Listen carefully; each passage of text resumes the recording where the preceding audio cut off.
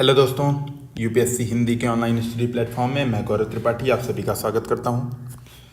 दोस्तों, इस प्लेटफॉर्म के माध्यम से हम यूपीएससी और UP PCS mains special answer writing series का डिस्कशन कर रहे हैं और इसी क्रम में जो आज हमारा 7वां दिन है उसमें हम जीएस पेपर 4 के एक जो बहुत ही महत्वपूर्ण हिस्सा है और पूरे सिलेबस में, और आप देखेंगे अगर प्रतिवर्ष यूपीएससी यूपी पीसीएस के पेपर को देखेंगे तो लगभग 3 से 4 प्रश्न प्रतिवर्ष इसी पैटर्न के प्रश्न पूछे जाते हैं। उसमें प्रश्न में क्या होता है, महापुरुषों के कथन की आपको प्रासंगिकता बतानी होती है। यानी जो एक महापुरुष होंगे, गांधी जी, इमैनुअल कांट, कोई भी महापुरुष होगा और प्रश्न में पूछा जाता है कि इस महापुरुष का एक कथन दिया गया है और आपको उसकी वर्तमान जीवन में प्रासंगिकता बतानी है। तो आज हम इस प्रकार के प्रश्नों की चर्चा करेंगे।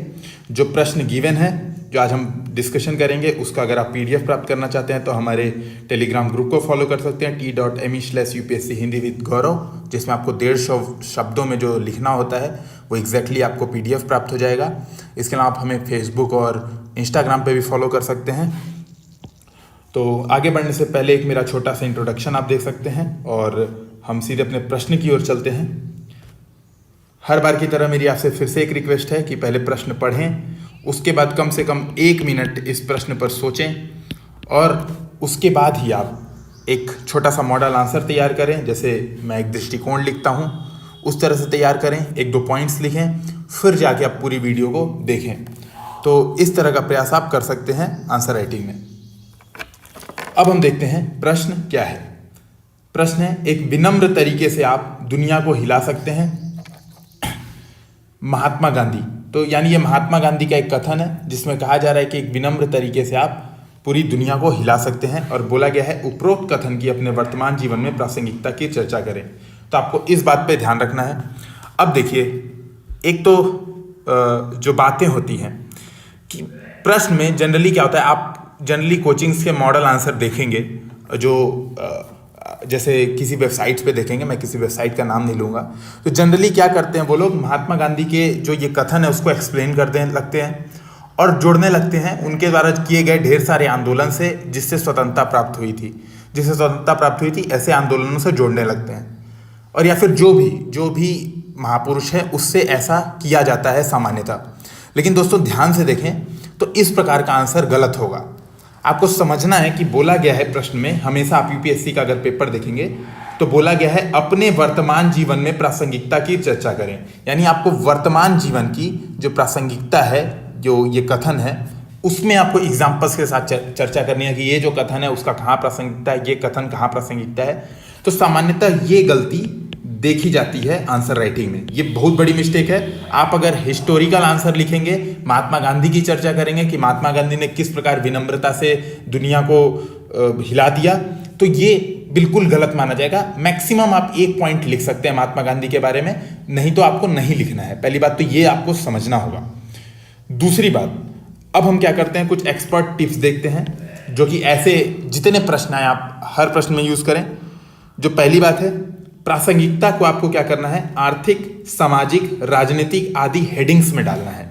सब हेडिंग्स छोटी छोटी आपको यूज करनी है कि इस कथन की आर्थिक प्रासंगिकता ये, उसके बाद लिखना है, फिर लिखना है आपको सामाजिक प्रासंगिकता ये। इसके अलावा आप जितनी और हेडिंग्स बना सकते हैं जैसे कूटनीतिक, मानवीय प्रासंगिकता, ठीक है, आप जितने तरह की हेडिंग्स बना सकते हैं सब हेडिंग्स, उतना आपको एग्जाम्पल्स के साथ, प्रशासनिक प्रासंगिकता, इस तरह से आप जितने सब हेडिंग बनाएं आपको उस तरह से आंसर लिखना है। तो पहली बात आपको इसका समझना होगा। दूसरी बात, दैनिक जीवन के उदाहरणों का प्रयोग करना है विद कीवर्ड्स ऑफ एथिक्स। आपको जो एथिक्स के कीवर्ड्स होते हैं, जो वैल्यूज होती हैं एथिक्स की, समानुभूति, करुणा, ठीक है, कंपैशन, जो आपकी वैल्यूज हैं, आपको क्या करना है उसके साथ दैनिक जीवन के उदाहरण देना है। क्यों?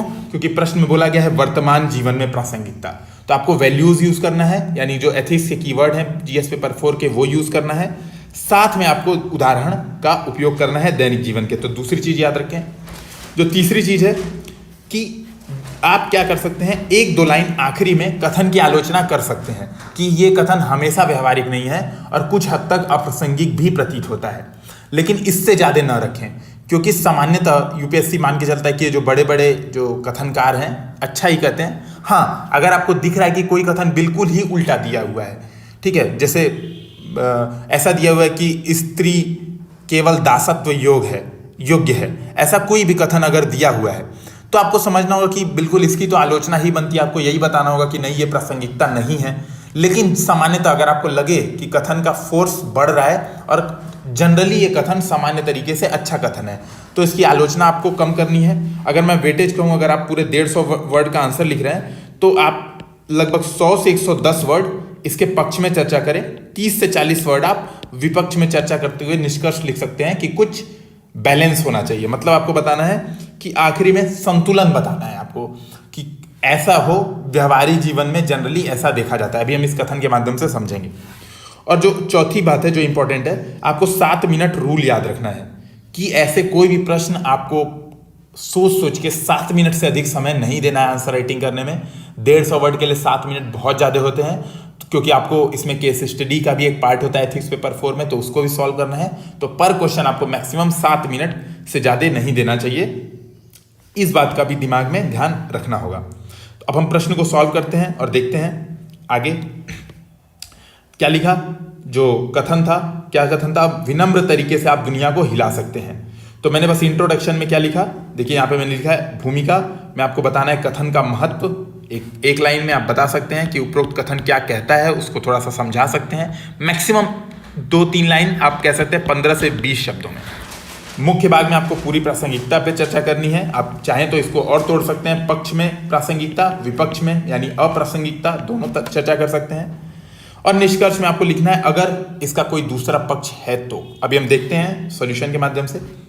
तो हमने क्या लिखा, महात्मा गांधी उपरोक्त कथन के माध्यम से मानवीय जीवन में विनम्रता की शक्ति को स्पष्ट कर रहे हैं। तो देखिए हमने क्या बताया, विनम्रता, लेकिन उसकी शक्ति को स्पष्ट कर रहे हैं।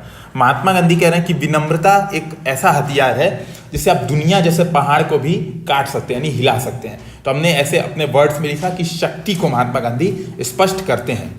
सीधे हम आ जाएंगे, न कि महात्मा गांधी के असहयोग आंदोलन की चर्चा करने बैठ जाएंगे, सीधे आ जाएंगे वर्तमान जीवन में प्रासंगिकता।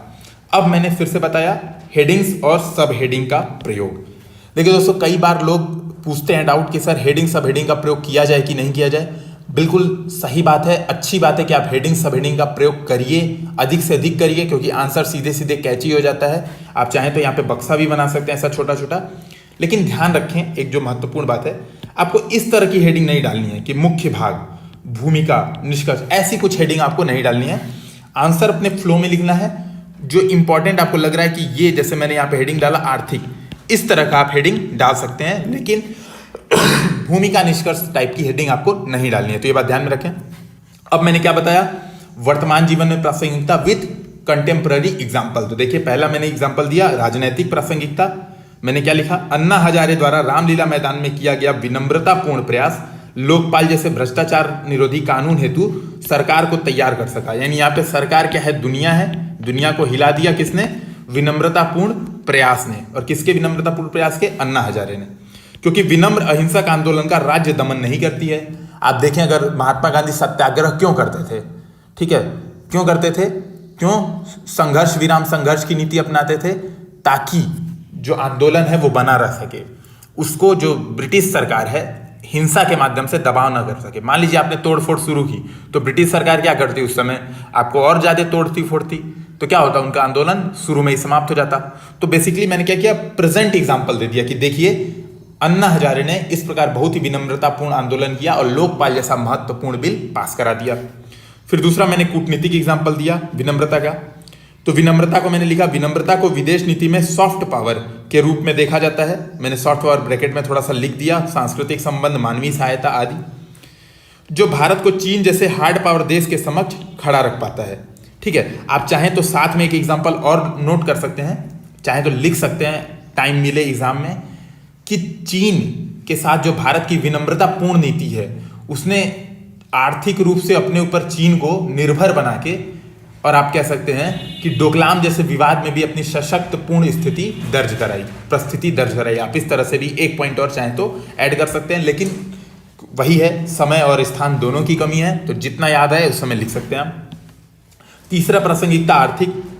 मैंने क्या बताया, संगठन में, कोई भी आर्थिक संगठन है, एक विनम्र नेतृत्व वर्तमान कंपनियों की कार्य संस्कृतियों में भली भांति स्पष्ट होता है। और मैंने माइक्रोसॉफ्ट, फेसबुक को बताया कि ये जो कंपनियां इतना वर्तमान में बहुराष्ट्रीय बनी हुई हैं, जो इतना इनकम अर्जित कर रही हैं, क्यों अर्जित कर रही हैं? क्योंकि जो इनका विनम्र नेतृत्व है, चाहे आप जुकरबर्ग को देखें या फिर आप चाहे बिल गेट्स को देखें, जो भी लोग हैं इतने विनम्र हैं कि ये लोग कर्मचारियों को लगता नहीं है कि कर्मचारियों को ऐसी फील आती है कि वो खुद के लिए काम कर रहे हैं, ना कि किसी दूसरे के लिए काम कर रहे हैं।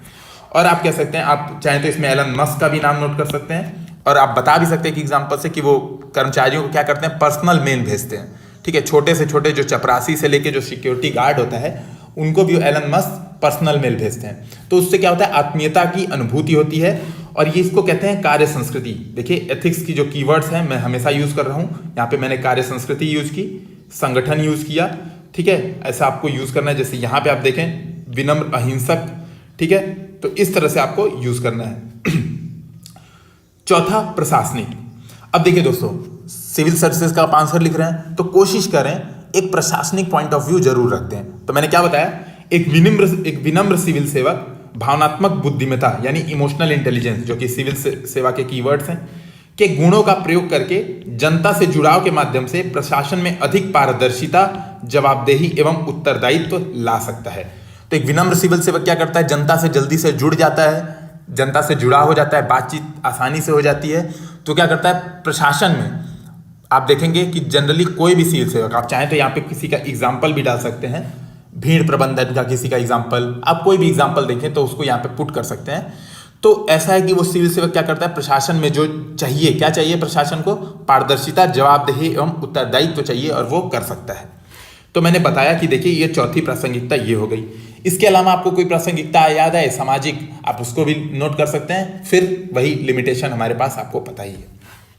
तो मैंने ये लिखा, फिर मैंने क्या लिखा, उपरोक्त प्रासंगिकताओं के बावजूद, तो मैंने बताया विनम्रता की प्रासंगिकता देखो कितनी है। पाकिस्तान जैसे पड़ोसी देश के साथ विनम्रता, तानाशाही शासन के समक्ष विनम्र प्रदर्शन। उदाहरण के लिए मैंने लिखा चीन के थियामेन स्क्वायर की घटना। आपको बता दूं कि चीन में 1978 में क्या हुआ था, थियामेन स्क्वायर में विरोध प्रदर्शन चल रहा था, बीजिंग यूनिवर्सिटी के छात्र और विनम्र प्रदर्शन कर रहे थे, लेकिन चाइना ने क्या किया, टैंकों से कुचल दिया। लगभग माना जाता है बीबीसी की रिपोर्ट के आधार पे कि लगभग 10,000 जो शिक्षक हम कह सकते छात्र थे उनकी वहां पे हत्या कर दी गई। तो आप देखेंगे विनम्र प्रदर्शन को भी कई बार मूर्खतापूर्ण तानाशाही शासन द्वारा कुचल दिया जाता है। तो हर बार विनम्रता दुनिया नहीं हिला सकती।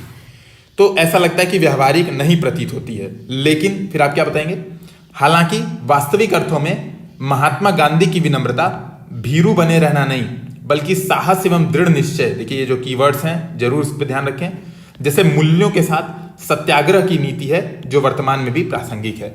तो मैंने कुछ हद तक उसकी अप्रासंगिकता शुरू में स्पष्ट की। यहाँ पे देखिए, आप इस पैराग्राफ को देखेंगे, मैंने वही कहा 80-20 का मैंने वेटेज रखा है, लगभग 80% पॉजिटिव 20% निगेटिव। मैंने बोला कि भाई देखो कुछ हद तक अप्रासंगिक भी होता है कई बार, पाकिस्तान और चीन का एग्जाम्पल दिया। फिर मैंने बताया लेकिन जो महात्मा गांधी की विनम्रतापूर्ण प्रयास की नीति थी वो ऐसा नहीं था कि आप डरपोक बने रहिए और फिर जाके विनम्रतापूर्ण, मतलब आप सेवक मत बने रहिए। उनका कहना था कि विनम्रता के साथ साथ आपके अंदर साहस और दृढ़ निश्चय होना चाहिए। ऐसे मूल्यों के साथ आपके अंदर सत्याग्रह का पालन करना चाहिए, मतलब आप अपने सत्य पे अडिग रहें, ऐसा होना चाहिए। और वो चीज तो वर्तमान में प्रासंगिक है। मैंने इस तरह से लिख के अपना आंसर समाप्त कर दिया। तो देखिए एक बहुत ही बढ़िया आंसर ऐसा होता है, एक दो पॉइंट कुछ छूट सकते हैं, आप चाहें तो इसको और इनरिच कर सकते हैं, कुछ आपके पास एग्जाम्पल्स हों, केस स्टडीज हों। लेकिन मैंने आपसे फिर से बताया मेरी जो लिमिटेशन है कि मैं 7 मिनट में लिखने का प्रयास करता हूँ, मैं 7 मिनट में इस तरह से लिख पाता हूँ। तो आपको भी यही कोशिश करनी है कि कम से कम ये लेवल तो आप अचीव करें 7 मिनट में, जो कि हिंदी माध्यम के रिजल्ट को सुधारने के लिए बहुत ही इंपॉर्टेंट है। तो दोस्तों अगर ये वीडियो पसंद आया हो तो कृपया से लाइक करें, शेयर करें, सब्सक्राइब करें, अधिक से अधिक लोगों तक पहुँचाएँ, जिससे हम और उत्साह के साथ अलग अलग टाइप के जो क्वेश्चन हैं हम कोशिश कर सकते हैं कि आपका लगभग एक बार मेंस का हम सिलेबस ही कंप्लीट क्वेश्चन आंसर के फॉर्मेट में करवा दें। लेकिन इसमें आपका सहयोग बहुत ही महत्वपूर्ण होगा। धन्यवाद।